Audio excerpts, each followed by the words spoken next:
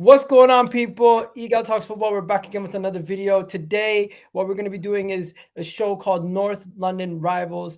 It's going to be me and Sean on the channel. We're going to talk about everything Arsenal and Spurs and also a little bit of everything going around in world football. As of today, there's some big stuff going on at Tottenham with Paratici getting sacked. And obviously at Arsenal, just a couple injury updates. Everything's looking rosy. As you can tell, Arsenal's on the rise. Tottenham's still a mess, and they're looking like they're on the decline. So it's a fun time to have this show right now. Sean, how you doing? I'm good, mate. Yeah, good. Thank you for having me on. And I appreciate first time on the channel. So it'd be good to have some banter and have some serious discussion as well about what's going on with our two wonderful clubs.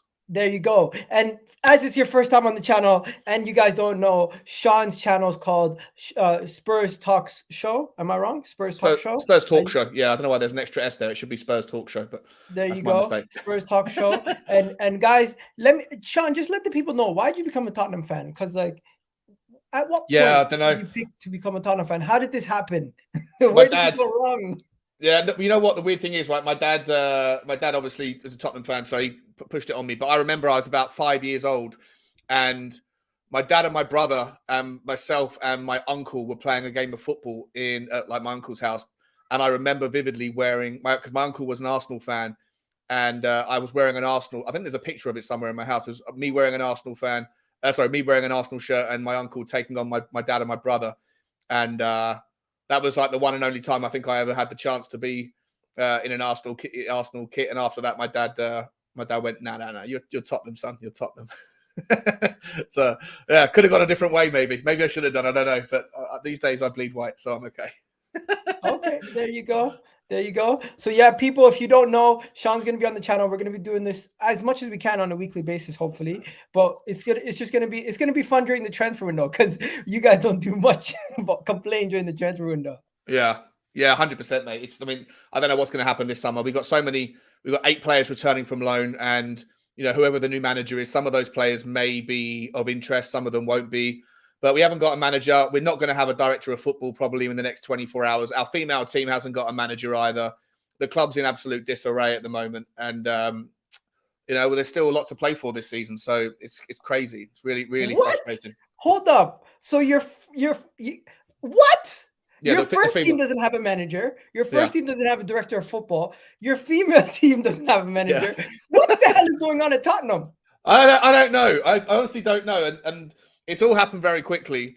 And look, I think the Paratici thing was a little bit inevitable. I know we're going to talk about it, but look, there's drama every day. It's never a dull day being a content creator when you're a Tottenham fan. That's for sure. It's not like you. I mean, what's the story of your day? That Saliba might be returning from injury. Yeah, people in the comment section are getting worried about Rob Holding and thing. Guys, relax. The Saliba news is positive. Saliba news is positive. people are getting already upset. But what's going on at Tottenham? For a second, guys, understand this is an Arsenal channel, but Sean's gonna be on the channel regularly, letting us know what the hell's going on in the world of Tottenham, and we're just gonna be shooting the shit. Also, we're gonna have to get into, would you rather have Harry Kane's career or Vardy's career later on? But for now, what do you just tell us what's going on? So Conte got sacked. I believe Arsenal doing so well kind of had a little bit to do with the unrest at your club. Yeah. Let me know. Do you agree with that statement? Because I don't think if we weren't doing as well and you guys were still in fourth, you guys would not be as upset, and it wouldn't lead to Conte getting sacked. All these players being being criticized on a weekly basis. I think you guys would be a little bit more understanding if it was Liverpool, Man City, Chelsea ahead of you. Yeah, 100%. So that was the first problem. The season started off on a bad foot with us, having like a kind, we're thereabouts, whatever, but you guys just kicking off and going on. And then the football's been really poor, right? The football has been just awful under Conte. There was maybe a period of like 6 or 7 games last season where we actually got on the front foot. Usually for Tottenham to play well or to look good, we have to get an early goal. And most teams this season seem to have figured us out a little bit and know how to, how to frustrate us. And so the football's never good. That's a problem for Tottenham fans. It's definitely a problem for me. I personally was never that happy with Conte all the way back to when he first came, even though he did a great job last season. For me, his energy is always negative. I don't like his press conferences. I always felt like he felt like he was doing us a favor. And he talked about them in Tottenham rather than us and we and all that sort of thing. It was not very inclusive language. So there was a lot of people that were starting to get grumblings. But you're right. The two main catalysts for why things were getting frustrating for Tottenham fans that didn't want him around. One of them was the football that was on show from us. Two of them was the football that was on show from you guys and how you guys were doing really well. And then everything was sort of okay. Yeah. So can you confirm that what you just said is if Arsenal were doing bad, you guys wouldn't be as upset? Yeah, no, I 100% agree with you that Arsenal's season has been a niggling catalyst. It's been one of the reasons why Tottenham fans have been generally disgruntled. My guy Carefree with the raid. I appreciate it. Continue. Yeah, no worries. So that happened, but then you start to get Conte, starting to complain, starting to moan, starting to blame things, like very volatile in his press conferences. And then it all kind of, culminated, obviously, with what happened after the Southampton game, where he just lost his rag and went after the players. And I think after that happened, you have to remember, right? No one spoke about it because of what happened. But the Southampton game, we were 3-1 up. But the second goal was a disgraceful bit of defending from Tottenham. But the third goal should never have happened. It was the worst decision, the worst VAR, the worst penalty decision, and the worst lack of overruling from the VAR, I think, of the season. Should never have happened. And if it doesn't happen, then Tottenham win the game 3-2. Conte never says what he says. He never gets fired 3 days later. And so it's a completely different outlook. To me, I think he manufactured the whole thing. It was very calculated. I think he had his heart set on going home. He lost 3 of his close buddies over the year. He had gallbladder surgery. I think he felt like it was all a bit too much, and that the challenge at Tottenham is a very difficult one, and the fans don't have any patience. The one thing I forgot to mention was that just before all that happened, we went out of 2 trophies that we should never have gone out of. There was never an easier year to lift the trophy than this one, with the luck of the draw, in the FA Cup, and in the Champions League. We never really faced a tough team, yet we went out with a whimper. I think Tottenham fans just got a bit sick of it. So that's happened. Do you honestly believe that you guys were actually going to go into the season winning a trophy, or was that high expectations in the first place? Because I feel like you guys coming into the season expecting to win a trophy is like similar to how Man City go into every season expecting to win the Champions League. You want it to happen, but it's going to be really difficult. Yeah, it is. And listen, I'm someone that gets sort of characterized as defending our owner quite a lot, because I like to sort of debate people who hate our owner. And most of the reason why they hate our owner is because of the lack of trophies. But I like to remind people that, I think it's 91% of all of the trophies that have been won since 2001, when our owner came in and bought the club, they've been won by 6 teams. It's been won by Man United, Arsenal, Liverpool, Chelsea, or City. And 4 of those teams have always been bigger than Tottenham. And the other 2 were sugar daddy stories. So I don't think it's as simple as saying because we haven't won a trophy for so long, we're entitled to it. But it's definitely a cause of concern and massive frustration for a lot of fans. And so to answer your question, I think a lot of fans don't expect it. They hope for it. But then when the inevitable happens, they then throw their toys out of the pram. And it's not another year without success. Who do we blame? And some people blame the specifics. And other people blame the guy at the top, depending on. There you go. Some people saying Scotland beat Spain yesterday. Are you Scottish? No, I'm English and Irish, but yeah, they won 2-0, didn't they? Big up. 7-0 Man United. Yeah, the 7th day of Ramadan. Big up, everyone. Everyone's doing well. Yeah, man, guys, sorry. I haven't done as many videos over the last couple of days because it's been Ramadan and I've just been so busy with prayers and everything else going on. I'm going to try to get back on it as soon as possible. I was just telling Sean earlier that the most difficult part I find about Ramadan is not even the food. It's more just making sure you avoid temptation and little things. You don't even realize. Sometimes it's just muscle memory to go to the fridge and just open it and just try to grab something. And it's you just need to avoid that. On top of that, it's making sure you get your prayers on time, making sure you make the most of it, because you're not even supposed to be listening to music. You're not supposed to be watching TV. You're supposed to be taking this time to educate yourself on the religion and take away from all the things. So just try to pure yourself and pure your soul for that month.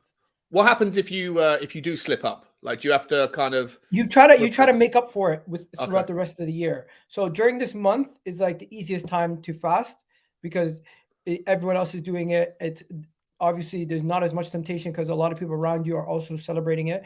But outside of the rest of the 11 months of the year, it's a lot harder because no one else is really fasting.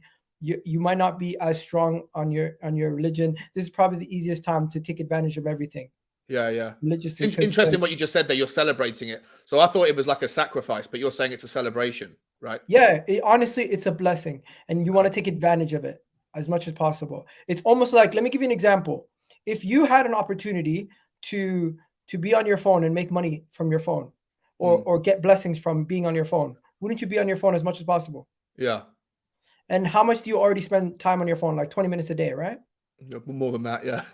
So that's basically how we. That's basically how I view the time spent praying. I spend this time annually, anyways. So more of it throughout this month, I get more benefits from it. But yeah, honestly, I've done so many videos on Ramadan and my channel. You guys can check it out. I've done a whole playlist on it. But getting back to Arsenal quickly, internationals for Arsenal has been great. Like, none of our players have gotten injured. A lot of our players that are gotten injured are coming back from injury. Xhaka became the highest capped player for Switzerland. Saka, goal and assist, absolutely killing it for England, carrying England. Him and Kane, actually, surprisingly. And then when it comes to the rest of the players, Jakub Kavor, I don't know if you heard of him. Yeah, of course. Polish guy, right? World Cup guy. Yeah. Yeah, he played for Poland. Yeah. You have good player in the World Cup. He looked like a good player. Did you want Trossard, by the way? I did. I wanted Trossard. Yeah. Bro, Trossard came in. He's been absolutely amazing for us. I think he's been better than Mudryk easily. Like, Mudryk's dodged the bullet. Yeah. We dodged the bullet not getting 100%. Mudryk. Imagine if we got Mudryk right now. He's trying to figure it out at Chelsea. You know, he's actually complaining to another player of ours, Zinchenko, who played in the internationals. He was telling media that Mudryk keeps telling him about Chelsea and how much he's doing at Chelsea. And I'm saying, just get over it, man. You pick Chelsea. It's over. Yeah. You're not coming to Arsenal. Like, I wouldn't be surprised if he gets loaned out, you know. If he gets loaned out, oh my God. Yeah. I don't think he's ready for it. I think he's a tricky player for sure. Don't get me wrong. Really good player. Looked good. But it was madness to spend the amount of money they did on a player that what he played like 18, 20 games or something for Shakhtar before they paid that money and signed up for that much wage on that long a contract. Like, especially with the inability, like, there's no secondary market. Most of the European clubs are bankrupt or financially struggling. All the money's in the Premier League. So, I mean, Tottenham are going through the same process every year. When you make a mistake, like we did with Tanguy and Ndombele, and you sign him in that case, it was 200 grand a week on a 6-year deal. It doesn't matter. Even if your chairman says, okay, I'll take a haircut on the player, on the transfer fee just to get him out the door. The player's under no obligation to ever sign it, move on if it means he's going to drop his salary by 70%, like he would do if they went abroad. So I just think that Todd Boehly walked into an absolute trap. The Shakhtar, the next chairman, is, I mean, he always gets his price. He's phenomenal. But I think that Chelsea have maybe made a rod for their own back with that one. I think it might. I don't think it's going to work out. Let's ask the chat. Who would you rather have, Leandro Trossard or Mykhailo Mudryk? Right now, let me know. It's maybe not right now, but he's on an 8-year contract, so of course he has a lot of time to get it figured out. I really do believe he'll figure it out at Chelsea, but it's a long contract. He has a lot of time. We can't lie. Yeah. Let me ask you guys, you and also your chat, another question, right? Because I'm sure I know where the answer is going to go. But I was having this debate the other night on the Tottenham channel about who is more important to England, or who will be more important if there was a World Cup happening right now, another one, or European Championships. Who is more important, Saka or Harry Kane? I have Saka or Harry Kane. Yeah, like if you were playing in the final of the World Cup tomorrow night, and one of those two wasn't in the team, which one would you rather not be in the team? I say it's actually bukayo Saka. I think bukayo Saka has been carrying England a lot more recently than Kane was. Kane, yes, he'll score penalties and he'll be at the end of those chances. But the reality is bukayo Saka's majority of the build-up play is coming from bukayo Saka and that side of the pitch. He's the one making the crosses. He's the one that's causing all the threats. He's the one connecting the midfield, the defense to the attack. I really do believe bukayo Saka is more integral at this moment in time than Kane is. You could really... I'm not saying Ivan Toney is a supplement, but you can find a replacement for what Kane does to a certain degree in the England setup. Can't you do that with Saka as well, with like Phil Foden or? I don't think you can find I don't think anyone in the England setup right now does what Bukayo Saka does. Who really connects the attack and the defense as much as he does? Who really gets as much goals and assists as he does? Who really is producing to that level for club and country? He's been doing it for about 4 years now. I mean, maybe you could put Rashford on the right. I don't know if Rashford could play on the right-hand side instead of Saka. Yeah, I take your point. Like, Saka's obviously having an amazing season, and he really is, and he's stepping up. But I think that there's more adequate replacements, more options and choices in Saka's position than there are in Harry Kane's. I know Ivan Toney's a good player, but he's a different type of player. He doesn't do some of the things that Harry Kane does. But yeah, it's interesting. You go. I mean, it's a close one. It's certainly not an easy option. I think that both of them are integral. Okay, so who's your replacement for Saka for England? Like I say, I think you could put Phil Foden in there. I think you could put Rashford in there. You could ask them to play on the right-hand side very easily. I know that they're not as. I think that Saka is your first choice, but I think the drop-off to Foden or the drop-off to Rashford is nowhere near as big as Harry Kane down to Ivan Toney. Although I understand that someone's making the comments. In the specific example of a final, you probably don't want Harry Kane. But I think Ivan Toney potentially could do a lot of the things Harry Kane does, and if it came down to an injury, he'd be the best replacement for Kane. You could probably make a case for both cases. People saying Sterling, Rashford, Foden. Yeah, you know what the thing is? They're all different. Saka has a unique quality where he's able to do this thing where he just connects everything. I feel like you can give Saka the ball on the right hand side with nobody around him, and he'll figure it out. Sterling, Foden, I feel like they're not that kind of player. Maybe Rashford is, but Rashford still, the creativity is not there for Rashford. I don't know. Maybe I'm just being biased, but let me know what you guys think. I'd rather Saka and Toney start than Foden. Basically, that's what the question is. Would you rather have Saka and Toney start or Foden and Kane start? Or Rashford and Kane or someone else in Kane. Yeah. No. But Rashford's on the left. It's basically on the right-hand side. Who would you rather have? But you don't think Rashford could switch across? No, but we're looking at Rashford as a guaranteed starter on one side. Okay, yeah, fair enough. Yeah, fair enough. Right? All right, yeah, so Foden then. Yeah, Foden take for Rashford Kane, out of the picture. Yeah, fair enough. Yeah. Yeah. Because who else starts on the right-hand side?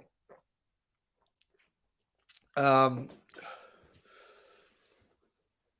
it wouldn't be. It'd be Foden, wouldn't it? It's Foden, yeah. It would just be Foden. So yeah. While we're doing these scenarios, I like this. You know what? I'm gonna tweet this out, see what people say, because I think it's an interesting question to see what people think about. Yeah, we had about a 40-minute debate about it. We also had a debate about whether, Harry Kane's lack of trophies, whether he needs a trophy to cement his legacy. Again, massive debate. I don't think he does. I think he does because the media says that he does, because it's like an unwritten rule. Unless you win a trophy, you'll never be considered one of the best. But for me, I don't think it should be that case, because if you can make the argument, Harry Kane got England to the final, or was part of the team that got England to the final of the Euros. He scored his penalty. Saka missed his, and Jordan Pickford didn't do his job in the penalty shootout, didn't save anything. So it wasn't, if it was that, he did his job as far as he could, and it was other people not doing theirs that prevented him from lifting a trophy. And to extend that argument, if people say that he should leave Tottenham to go to Manchester United in order to win a trophy, the argument why is because people would say that the team around him at Tottenham are not good enough, but going to Manchester United, the team around him will be good enough to get him over the line and have a higher probability of lifting a trophy. And if that is the case, then it's not down to him. The gap in his trophy cabinet is not down to him. It's down to the other players around him at Tottenham, at England, and if he goes somewhere else. And so I don't think your legacy should have to be determined by other players helping you out. It should be an individual thing. A lot of people agreed with me. Most people didn't. Most people said if you don't win a trophy, you're never one of the best. What are your thoughts? Do you believe Harry Kane should stay? Yes. It depends on the money that's on offer, right? If someone comes in and bids 100 million quid or 80, like for me, the Goldilocks zone where the temptation is for Daniel Levy, I reckon is like 75 to 100 million. Anything more than that, and it's never going to happen. Anything less than that, and you have to start to kind of factor in, like, if Harry Kane stays for one more year and then leaves on a free, does his contribution next year get you into the top 5, which will be the Champions League? And if so, what does that reward look like financially? Probably about 50 to 60 million. So in Daniel Levy's eyes, if a bid comes in that's less than 50 million, it's probably not worth taking it. You might as well let him run the contract down if he wants to leave. If someone comes in with 75 to 100 million, then I think you probably take it, and then you go and buy someone else that can come in, because look, Harry Kane's getting on, and whether it's in 3 months or 3 years, eventually he will have scored his last goal. Tottenham fans have to get used to the idea that at some point Harry Kane's not going to play for us anymore. You know what? Apparently Manchester United is willing to make an approach for the deal. Ten Hag wants the player. I personally think if he goes to Manchester United, it's not that it's a massive, what do you call it, change in like the mess that they've been. But the fact is there's more stability now at Manchester United, and there's more of an opportunity to actually get it over the line, because they've been there, done that. There is something called, like, I didn't believe in heritage until recently, but like this heritage and like ability where your team has been there, done that, it helps you out to achieve those trophies. Like Liverpool don't find it as easy to win as many Champions Leagues if they don't have the history as a club to achieve that. Where winning league titles, winning trophies, you guys are somewhat cursed. And the reality is you continue to be cursed until you bring in enough people, enough winners to get you over that line. And you just haven't been able to do that. Where if you go to Manchester United, they used to breathe trophies. They've struggled to win trophies over the last 5 years. But look, they've already, Ten Hag's first season, they've already picked up a trophy. Harry Kane winning one Carabao Cup is not going to change his career. But the reality is you win an FA Cup, you win one league title elsewhere, it's going to bring him at least higher up the echelon. It will. It will. He'll definitely be, like, if he gets that trophy, he will be forever remembered as the greatest goal scorer in the Premier League's history, the greatest England goal scorer. And he's got the trophies to back it up alongside all of the personal accolades. 100%, like, that's ticking the last box for him. But for me personally, I just don't think that it should be a thing that, like, I just don't think that you should have to rely on other people to cement your legacy. If you're good enough and you do all the accolades yourself, then staying at Tottenham and not winning a trophy, but jumping ship and going to a place where the other players are better, and that's the reason why you win a trophy, then it shouldn't check that to me shouldn't have any impact. But it doesn't matter how you win the trophy. You play to win a trophy. You play to win trophies. If you stay at Tottenham your whole career and you're the best player at Tottenham, you are a big fish in a small pond. If you go to another club and you have better players, you are a fish. You're still the top player in that club. Then you're a big fish in a big pond. Reality is, no disrespect to Tottenham, Sean, but if he stays at Tottenham, he's the big fish in a small pond. If he goes to another club where there's big players around him, like he was if he went to Man City, he would still be scoring the goals, but he would now be the big fish in the big pond. Or he'd be the small fish in the big pond. Whatever analogy you want to do it, either way, you want to end your career with something tangible to talk about. He's not going to talk about the fact that he was the top goal scorer as much as he would remember the season where he wins a league. And I agree. To him, it will be massively important to be able to win trophies, team trophies. I get it, but I just think that this idea that if you do not win a trophy, then you can never be thought of as one of the best of all time. I don't think that like the fact that it requires the fact that is changing because of the players around you shouldn't impact how people reflect on you. I know it does, but I don't think it should, because it should be all about you and how good you are. But the fact that you have to pivot. Don't you feel like, yes, I agree with you to a certain degree. You're going to need better players around you, and it can diminish away from your good. But don't you feel like some of the greatest players in world football's history have taken sacrifices to make sure their team gets over the line? Like sacrifice their own personal accolades, sacrifice their own personal goals, sacrifice their own personal goal records, for example, to reach a team achievement. A team achievement is, the end of the day, what they play for. They don't play for individual accolades. Yeah. Well, do you think people remember Alan Shearer in the light that people do because of him lifting a trophy at Blackburn Rovers? Or do you think people remember him because of the goal scoring he was? The reason why he's put in higher conversations is because he has that trophy for Blackburn Rovers. If he didn't have that trophy for Blackburn Rovers, he would be lower down the list. Maybe, yeah, maybe. But I don't think anyone talks about Chris Sutton anymore, who played alongside him, right? And he was a good goal scorer. I personally I think that because he's not the record goal scorer in the Premier League. No, okay, that's a good point. That's a good point. Look, I definitely think that it makes up the difference, but it's the cherry on top. But it shouldn't define a player's career in my mind, you know. But I know it does. I know it does. The rules. Okay, the rules are the rules. Let's do this then.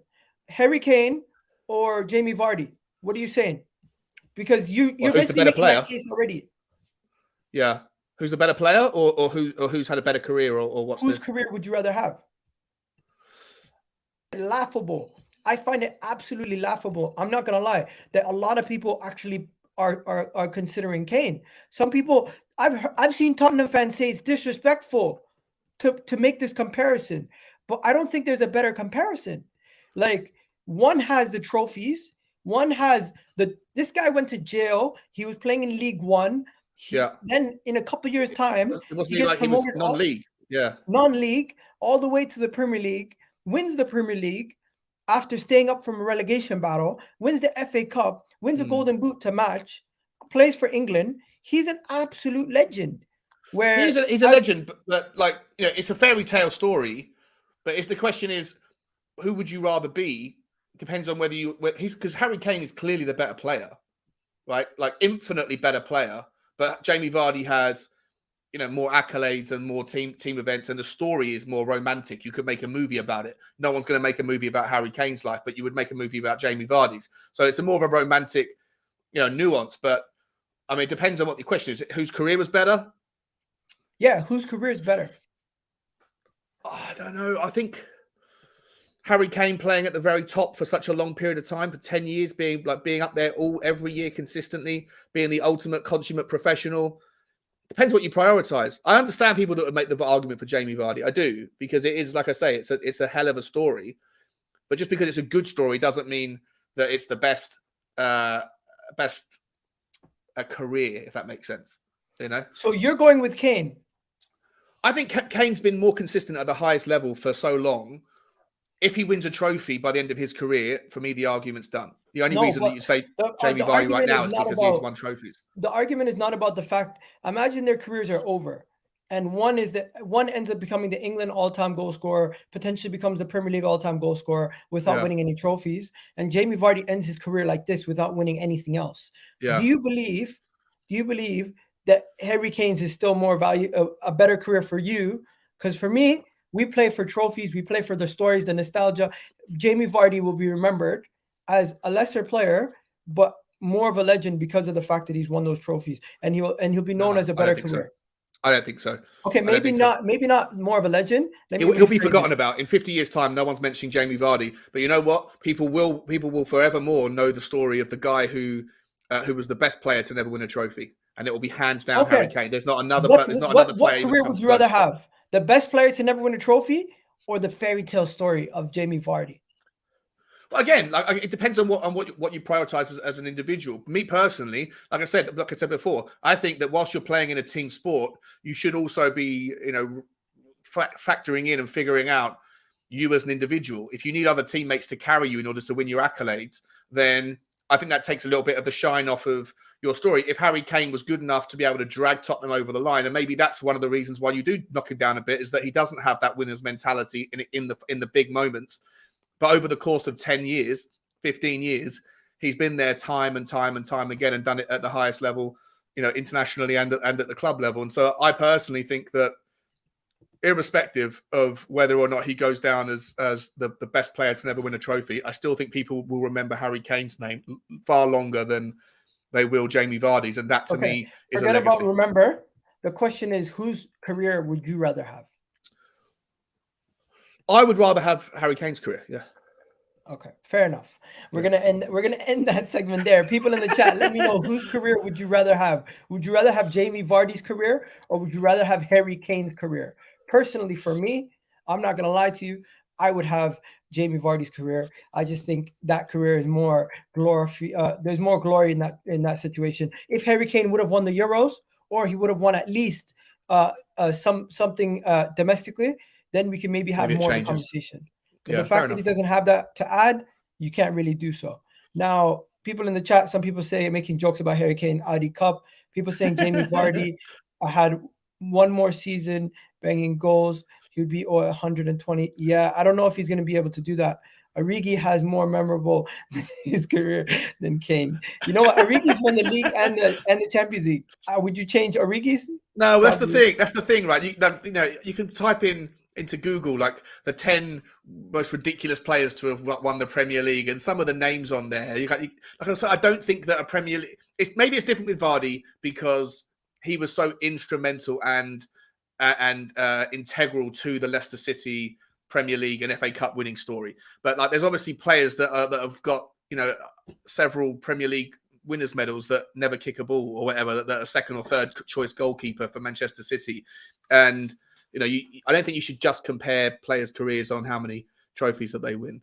But it's a really interesting one. What I would say, mate, is I 100% would want to watch a movie about the life of Jamie and Rebecca Vardy far more than I would about Harry Kane and whatever his wife's name is, because that is it's one hell of a story what he went through, for sure.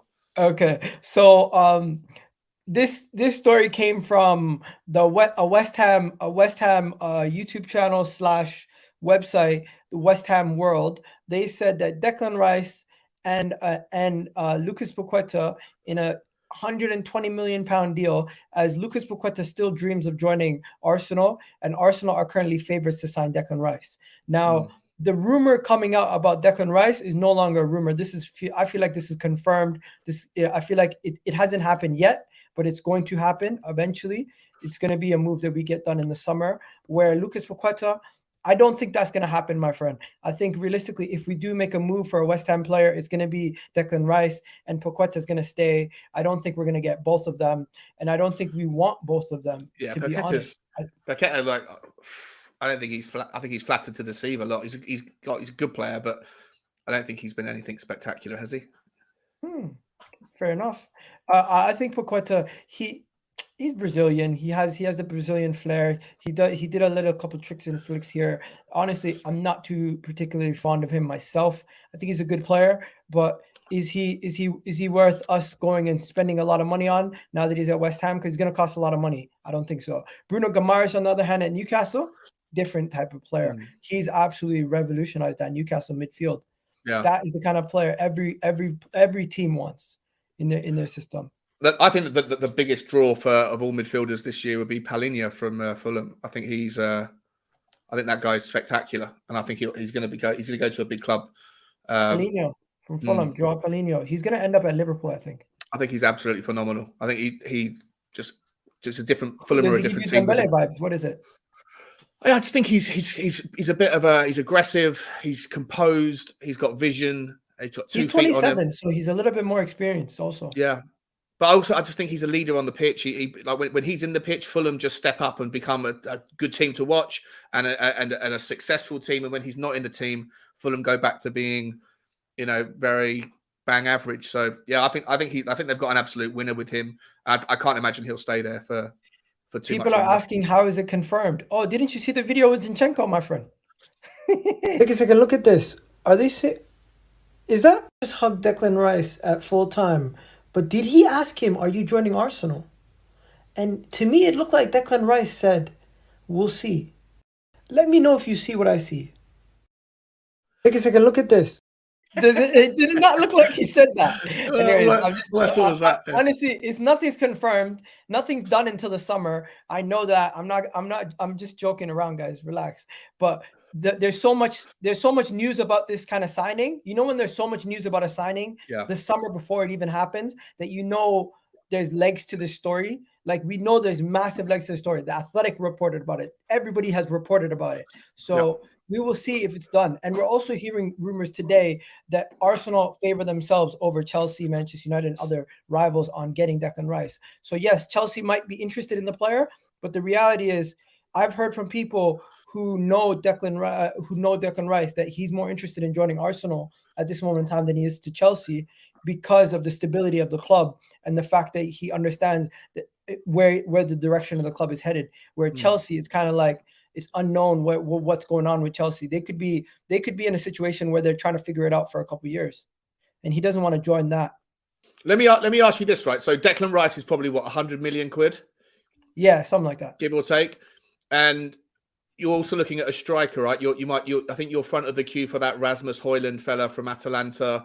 You know, the next Haaland, who, by the way, I've looked into him a load. I think he's an exceptional talent, but he's a baller. He is a baller, but you know, I think he's a Man United fan. Yeah, and he's only had he was playing for Copenhagen, you know, like last year, and I know he's doing really well and he's growing quick and he's so fast and tall and strong. He's brilliant, but it's a big punt, and I think there'll be a never-ending queue of players, but teams that are looking for him. But let's say you are going for a striker, and he's going to cost. Let's say you were to get him, he was going to cost what, 50 million, 55 million, something like that, probably. And then you've got Declan Rice at 100 million. Do you think that Arsenal got a significant transfer budget? How are you going to raise the funds for? And what else do you need in the summer? I'm not even sure what you guys need in the summer apart from those two positions. Arsenal are going to be getting rid of 7 players in the summer. In the summer, 7 players will be circumventing their stay at Arsenal. Those 7 players are Nicolas Pepe, probably Kieran Tierney, Albert Sambi Lokonga, right? That's 3. Then you have Pablo Mari, who's still at the club, who's currently on loan. Then you have Ainsley Maitland-Niles, number 5. Number 6 and 7, who are they? Cedric is going to be leaving. I don't think we get anything for Cedric. And is there anybody else that I'm missing? Runnerson doesn't really count, but just put him on the list anyways. Probably get like 2 million or something from him. So Pepe's your big Pepe. How much you paid? Like 70 million, didn't you, for him? Yeah, Pepe's a big one, right? So people how much do you reckon you'll get for him? How much do you think we can get for Nicolas Pepe? Because Arsenal are planning to do a fire sale in the summer. It's not a ridiculous sale like Chelsea are going to be doing, but we're trying to get rid of a couple players. Overall, I think we bought all those players well over 250, and no real good return on any of those guys. So we're going to need to find a way to get some return on some of these players. But if we're going to buy Declan Rice is probably going to cost us between 70 to 75, 80. Declan Rice, you reckon? I would have thought, because he's the English tax as well. I would have thought West Ham hold out for 100 million. No, I don't know if they have the negotiation room to hold off for 100 million when he has 1 year remaining on his deal. Oh, he goes for free next year? I think so, if I'm not mistaken. Declan Rice has 1 year remaining on his deal. Wow. So if Arsenal sell those 7 players, we could, with Kieran Tierney, Pepe, Lokonga, Ainsley Maitland-Niles, we could probably get easily 100 mil. Yeah, okay. Do you think that Kieran Tierney and Pepe alone could get us 50 mil? No. Well, it depends where you go. Like I think Kieran Tierney is worth 45 personally. I think he's a good player. Worth a lot of money. Pepe's a good player, but I think you spent 75, didn't you, on Pepe? You spent a lot of money on him, didn't you? 72, yeah. 72. I just don't know where he goes. Where, like I say, Tottenham. Yeah, but who's got the money in France to pay for that? He's not going to go to PSG. It's not a lot of money. And your owners would be happy to take a 50 million quid haircut on him, bro. 25 million from Nicolas Pepe at this moment in time. We're lucky if we get that. Really? Oh, Nuno Tavares. How did I forget Tavares? Bro, Tavares is another one we have to sell. We're going to get decent money for Tavares. He's the Marseille player, isn't he? He's in Marseille online right now? Yeah. He's killing it at Marseille. So Tavares is one. We could get maybe 25 something mil. Kieran Tierney is another one. We can get 25 something mil. Pepe, we can get something around that price. Those are 3 players. We could probably get 75 mil. But the issue with Arsenal is we've been terrible at selling players. As much as we've been terrible at buying players, we've been bad at selling players. It's difficult to sell though right now. It's very difficult to sell players into European market. It's one of the reasons why the European Super League, like in my opinion, should happen, because it is a way to kind of redistribute the money into those leagues. Like, it's not, the Premier League shouldn't be like held back, and these other teams shouldn't be, or these other leagues shouldn't be like pumped up with money just because it's a way of balancing out the books. But there is a collateral damage. Premier League gets all the money. These other leagues, the pyramid structure of how they distribute the funds is really poor. They've been really selfish and promoted the top teams, and the rest of the teams have struggled. But as a consequence of all of that, if Tottenham or Arsenal or whoever make a mistake in the transfer market, there's no one to sell them to for the same price that you paid for them. And so, there needs to be a bit of a balance. You do need to have a secondary market. Unless you're Lukaku or Morata for somehow. Yeah. Those are the only 2 guys that get sold for reasonable money. Yeah, they'll keep going Did around. we talk about Paratici yet? No, not really, mate. No, yeah, not really. So yeah, we did Conte. So we got to the end of the week, and Conte gets sacked. Yeah, but I think we do get Declan Rice, and I think we spend probably 75 to 80 million on him. Okay. Yeah. Well, like I say, mate, I think if you can get that money and all that money that you sell can pay for those two signings. I don't even know if you've got a different striker on your mind apart from Højlund, but if you were to get Højlund and Rice, you'd be a real deal next year, I think. I'm not gonna lie to you. I think we keep because we're linked to Victor Osimhen, we're linked to Højlund, we're linked to all these guys. I'm not really focused on strikers at this moment in time. I think we're keeping the attack force as we have it right now, unless we sell one of Balogun or Eddie Nketiah, which we might sell Eddie. I don't know yet, but hey, we'll have to wait and see if we actually do sell Eddie Nketiah, because that's going to be the big changer and makes everything change. But yeah, before we go, let's continue to talk about some of these top stories. So what's going on with Paratici? He's actually a criminal. The guy got charged fully with criminal offenses over in Italy, and was still working for your club. Yes, yeah. All of the stuff that he did, he never did it at Tottenham. He was in charge of Juventus. I've done a series of videos on it on my channel, like the stuff that he was up to with Pavel Nedved and the other guys, Agnelli, the Juve chairman, the stuff he was up to back in the day. They were basically mismanaging the money and misrepresenting the transfer fees that were paid, and they were like basically cooking the books. He obviously left Juve, comes to Tottenham, and all of a sudden the investigation starts. Long story short, him and 11 other directors and persons of significant control at Juve get charged and eventually found guilty, and they all get a variety of different bans and fines and all that stuff. Paratici's slice of it was one of the more significant. He was very prominently involved in it all, so he's a dodgy guy clearly, and he got a 30-month ban in Italy. But the Italian prosecutor said that they wanted to extend the ban to FIFA wide or UEFA wide across the world, so he can't deal with any any transfers or deal with any footballing matters. And this morning, the FIFA essentially upheld their request, and so now we have a director of football that is still employed by. He's still there, but he's basically a lame duck now. He can't get involved in any transfer deals anywhere in England or anywhere else. He can't. He's allowed to be at the club. Doesn't have to be fired. He can still be in meetings, but he can't actually do any of the negotiations, have his name on any emails, none of that stuff. He's not allowed to touch or go near anything, which, look, it's an embarrassment. It's a disaster. For me, if Daniel Levy, our owner, was aware of what he was hiring, if he knew and he still took the chance, then it shows a really poor lack of judgment from Daniel Levy. If he wasn't aware, then it shows a really poor lack of due diligence and figuring that stuff out. And so Daniel Levy doesn't come out of this looking good. He looks really bad. Paratici obviously looks awful. He's got to go, in my opinion. And then Tottenham now essentially are rudderless when it comes to the footballing side of the business. We have no director of football. We have no manager. And as I said earlier, we also have no manager of the female team currently. Our captain looking like he wants to leave. So who has a brighter? That answers the question that I was going to ask.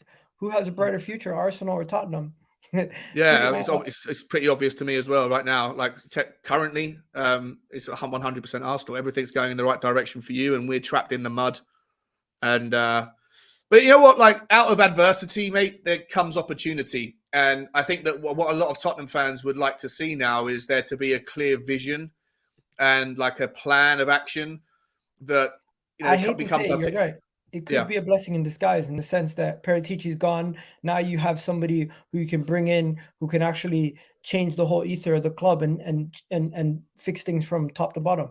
Yeah. And look, obviously, in an ideal world for a lot of Tottenham fans, there'd be one other change that would happen, and that would be the owner selling, right? And then them moving on, like sell the club for $5 billion, bring somebody else in with a more of a better risk profile or risk appetite. And then they bring in the director of football, and then they bring in the manager. But all of that stuff takes time. In reality, I don't think Daniel Levy's going anywhere. So we can just hope that he makes the right decision next time and hires the right director of football. Someone like Paul Mitchell, who just left Monaco. I think he might be going to Liverpool, but he used to work for Tottenham under Pochettino, and he was our best director of football, and he had a good relationship with Poch. So if Poch comes back, then maybe we can somehow steal Paul Do Mitchell. you want Pochettino back? I'd rather have Nagelsmann, I think. He's probably my first choice, but I don't mind Poch coming back, but I don't think it never really works. It very rarely works out going back to your ex, So that's exactly what I was going to say. Yeah. You don't want a return. Returns are never that good. Never worth going back for the second sniff. So yeah, listen, mate. It's tough times at Tottenham right now, but it's never a dull day. It's always fun to talk about stuff because there's always something new going on. But yeah, for sure, Arsenal's a far better, far brighter future right now. Yeah. So William Saliba injury update. Mykhailo Arteta recently gave us an update on this on the issue after the Sporting game. Not too much information as of yet. Yesterday, I seen this from Eduardo Hagen. Still no news on William Saliba. Feeling big positives though. Promise ahead heading into the game against Leeds this weekend. And then we seen this article here from Chris Wheatley, who formerly got cancelled, but he's back now. Journalist Chris Wheatley says Arsenal sustained during the Sporting game. Not to worry, the French defender is expected to be out of action for a fortnight, which means 2 weeks, and potentially could be back could be back before then. So at this moment in time, fingers crossed that he's back very soon. Not too much to worry too much about him, and good signs, good promising signs with Saliba could be back very, very soon in the ranks. So yeah, that is good news to hear. Partey, yesterday everyone's going crazy about Partey. I already told you guys, nothing to worry about. Basically, Ghana basically did not play Partey against Angola in the second game that he was eligible to play because they were worried that he was going to get injured or that there was some sort of issue there. So he didn't actually play. He flew back to Arsenal Monday, and he was being assessed. Sources saying close to the club that it's not a hamstring issue, there's not something serious, and that he's going to be okay. Thomas Partey will be fine. Most likely will be eligible to play against Leeds. So that's a good sign. And then Eddie Nketiah, no real news on Eddie Nketiah, if I'm not mistaken. No real news on Eddie Nketiah. By the way, the source for that article was Charles Watts. Just before you guys think I'm making stuff up, the source is the head Arsenal correspondent for Goal. So that is who. What's the story with him though? I know he's got the injury thing. I know he got pulled out of the Ghana squad, but what all this rumors and stuff about his whatever things that are happening off the pitch. Is there like a if it is true and if he is charged, where does Arsenal go from there? Is that one of the reasons why you guys need to have like a new midfielder coming in the summer just on the off chance, or do you think that Arteta is pretty confident that nothing's going to come of any of that stuff? Okay, first thing first, I'm not a lawyer, so I don't know all the legal details of everything. Sure, but I can tell you this is what we do know, right? This is what we do know. When it comes to Thomas Partey, he's currently on bail until June, right? He's on bail until June, and he's almost gone an entire year without any charges or any criminal charges at all. So everything that happened was allegations at the point. Yes, there's people who posted things on Twitter that are evidence of the thing, but the evidence that was put forward to the police was not enough, consequently enough to charge him or under any criminal sanctions. You know what I mean? And the person who went to Twitter to post all the things about Partey basically had her case thrown out in court. So she put it out there for the court of public opinion. Right? Okay. Yeah. Now, what's happening is I think he got charged by two different people, and one of them was his ex-partner, who he was supposed to get married to, and another one was this girl who posted the stuff on Twitter. The one who posted the stuff on Twitter, she has no legs to stand on with her actual case, and her case got thrown out in court. The one that he got originally arrested for was allegations that came forward from when he was on vacation with his ex-spouse. That right there is still ongoing. They don't have enough evidence to criminally convict him. They don't have enough evidence to charge him. The case is still somewhat ongoing. He's had this is his second bail. Here, this is second bail that was hearing that was accepted until June, and I don't think if Arsenal didn't know all the details, I don't think they would let him continue to play. Yeah, sure.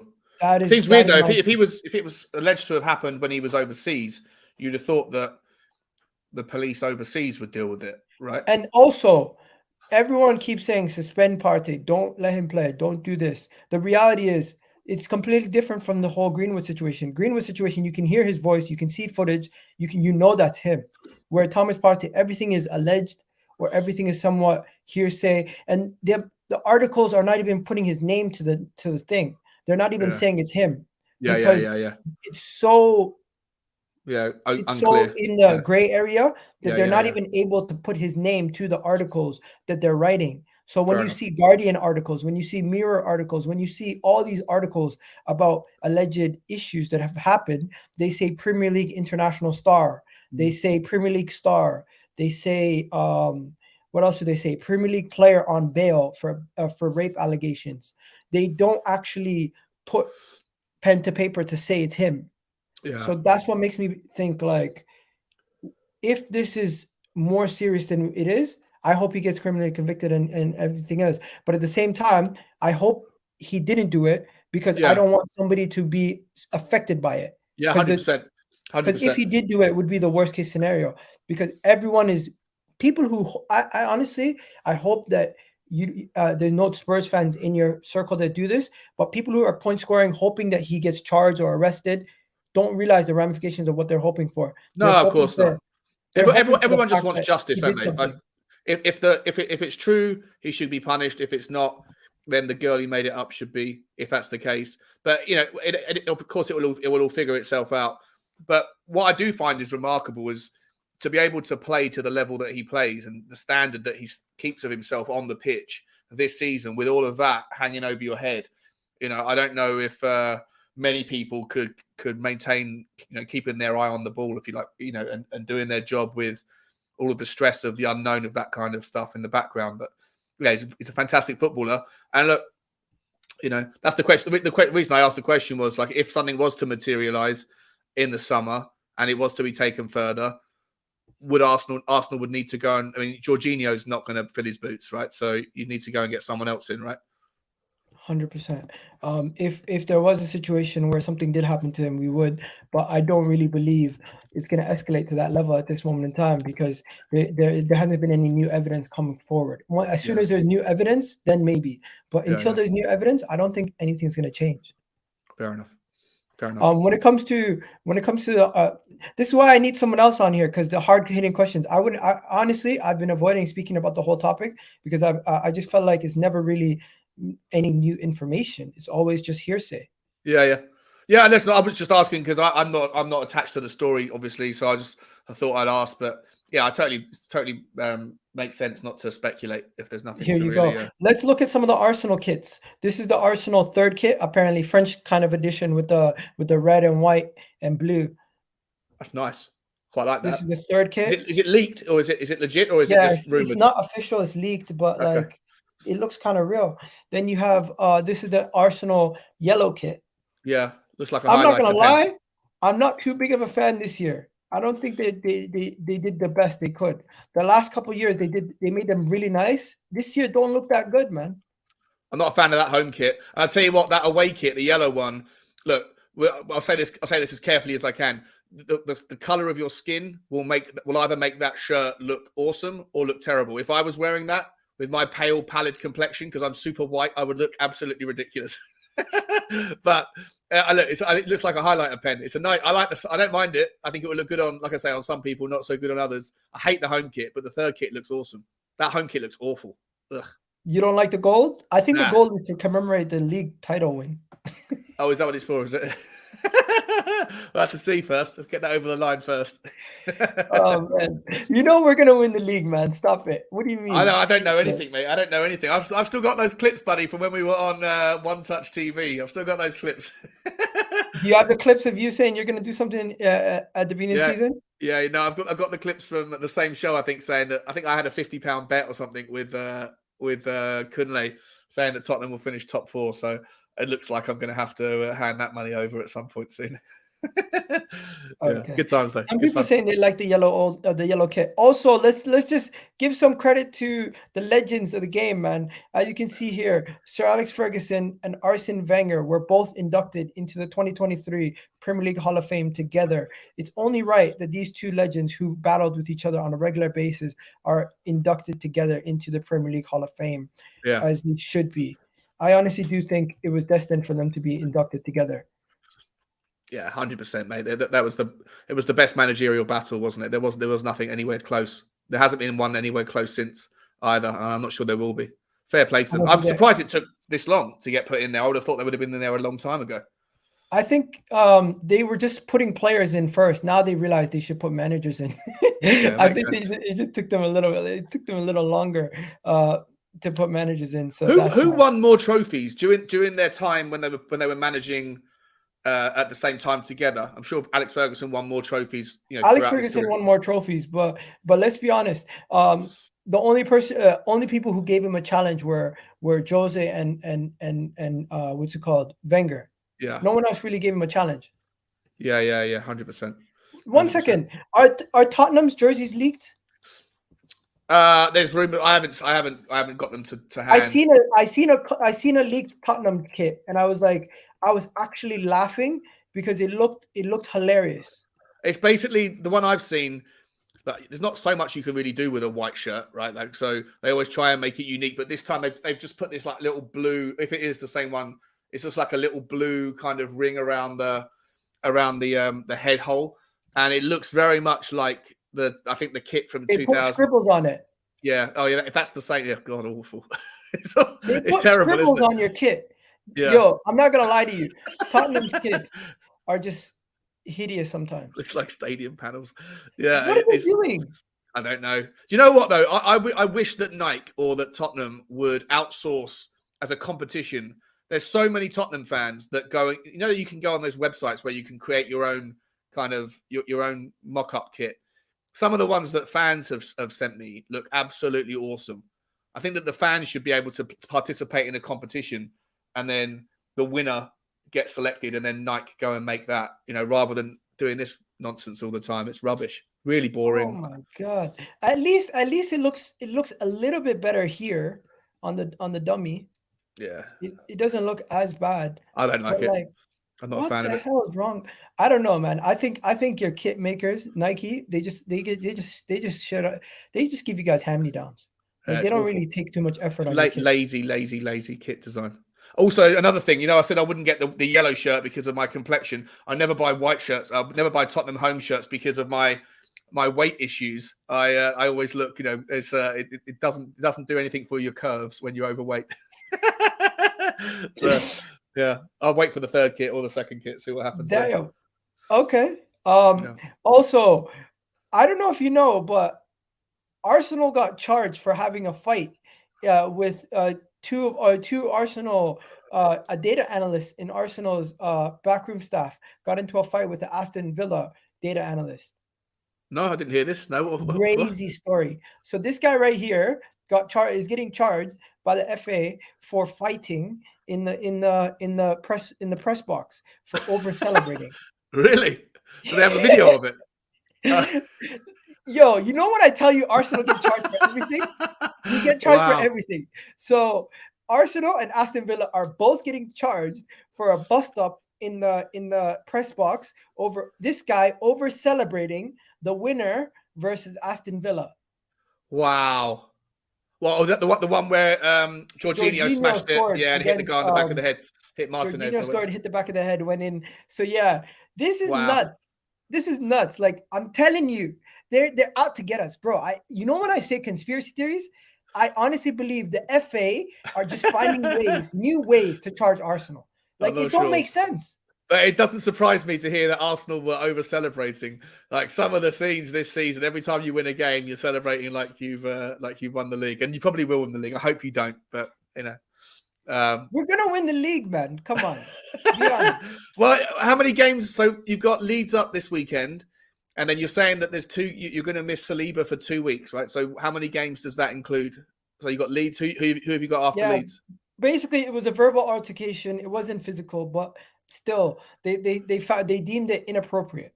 Hence why they're trying to charge them. Who have you got after Leeds? Who we got after Leeds? Who is it? I forget. Arsenal. I just kind of take it game by game now. I don't even really worry too much. Well, matches. We have Leeds, then we play Liverpool. At Liverpool? Yeah. Oh, is Saliba not going to be back for that? No, Saliba's going to be back. Oh, who was the person we spoke about that might be out for 2 weeks? Is it Partey? No, it was Saliba. But he's going to be back, is he? Okay. Oh, you'll be fine then. Oh, that sucks. Yeah, you've got away with it. Tottenham, on the other hand, I don't think we have a recognised fit left wing back. I think Perisic is injured, Sessegnon's injured, and Ben Davies are injured. And I think they're both the latter two are out for the foreseeable. On the right hand side, play? We've got Everton on Monday. No, surely you guys bounce back versus Everton, no? I don't know. We haven't got a new manager. We're not going to have a new manager. We're going to be working with Ryan Mason and Stellini. Everton are out of the relegation zone, so they're not going to be too far up for it. Well, I don't know. There's still isn't there only like 17? Excuse me, 7 points to separate. Yeah, it's still it's a very tight relegation. Actually, the best battle of the season right now is in the relegation scrap. It's amazing. There's like 7 teams that are fighting 7 points separating like 9 teams or something. You see the Premier League tweeted out the bottom 9 or something like that. It's the bottom 9. Yeah, they tweeted out the bottom 9 teams, and they're all like so close to each other. It's like, what the hell's going on? It's amazing. It's an amazing relegation scrap. Absolutely amazing. It's nuts. Yeah, it's like 23 to 12. 4 points. 4 points separating the bottom 9. Yeah, crap. Absolutely mad. You know, Chelsea's 11th. I think they could, or 10th. Yeah.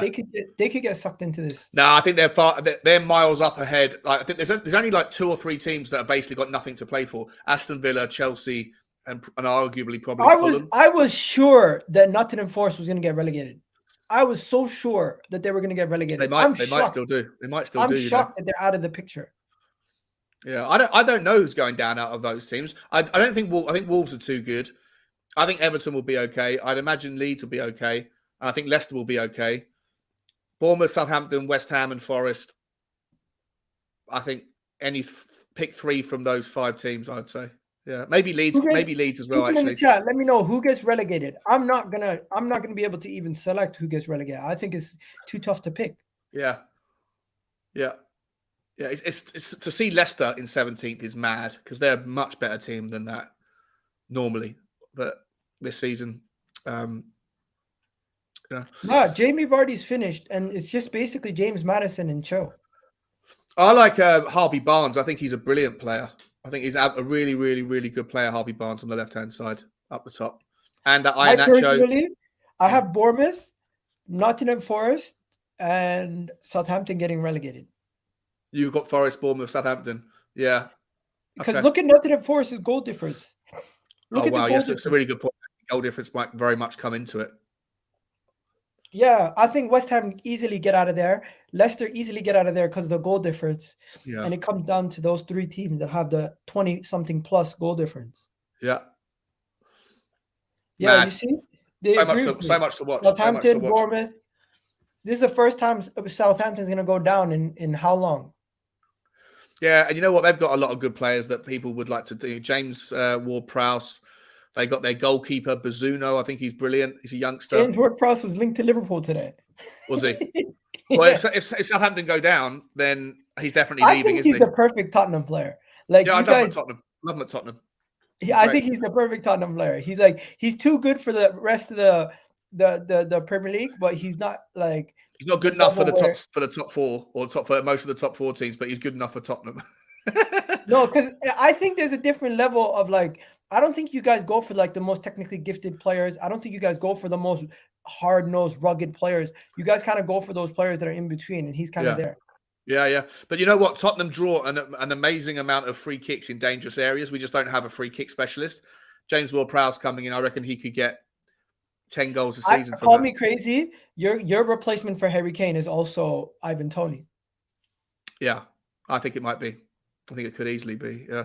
Because if you get Ivan Toney, he would fit in perfectly at Tottenham. He pisses off everyone in the league. He's just like Richarlison. But I don't know what his future looks like, right? He's going to get banned, isn't he? I don't know how long he'll get banned for, but for the whole betting thing that he's been up to. So, if he gets banned for less than a year, I think a lot of top teams will look at him still. Yeah. But if it's more than a year, 2 years off of football is messed up. Yeah. You're never going to recover. Rio Ferdinand missed the drugs test, didn't he? And he got banned 8 months or something, I think. So, I don't know. He didn't bet on his own games, did he? I know he broke the rules, but I don't think he had any kind of influence in the games he was betting on. I think he's just got a betting problem. So I don't know. But yeah, look, I'd like to. Yeah, I'd have no problem with him coming to Tottenham if his ban wasn't lengthy and if Harry Kane was out the door. But I'd also like Tottenham to go and bid for that Rasmus Højlund fella. I think he'd be fun. But I don't think he's not going to come to Tottenham. So you know what? We're going to save the Rasmus Højlund stuff for next time. And we didn't really get too much into him today. But like, I feel like there's going to be a lot of shows where we can talk about transfers and everything. This is a great first show. Hopefully everyone enjoyed it. Let me know what you guys think. Sean's channel, the link to Sean's channel is in the description of the video. So if you're watching this on the playback or you're watching live, make sure you do hit that like button. And after the video's gone live, make sure you do leave a comment down below. Big up Sean for watching, for jumping on. Big up everyone for watching. Big up to my guys Mustafa, Thunder Roads, Minerals FC in the building. Okay, we got Johnny's Mandam in the building. We got Christian Hoover, Timina Ahmed in the building, and I seen some other regulars in the house like Gunnar GS. We seen Phillips in the house. Obviously, my guy Lewis sending over some people, and Omar and Dan and Don Potter. So yeah, big up people. Have yourselves a wonderful day. Enjoy the rest of your evening, and we're out of here. Peace.